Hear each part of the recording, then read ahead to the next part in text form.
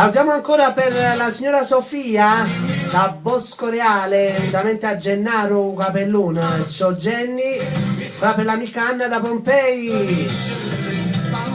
Prossimo, la voce è quella di Checco Dani con Viest da Bella Piccere. Prima in antenna, prima richiesta per l'amica Giovanna che ci chiamava da Ottaviano, salutava per me, ti ringrazio ancora per il suo amore e per l'intera sua famiglia. Tutto per te Giovanna. Checco Dani con Viest da Bella Piccere.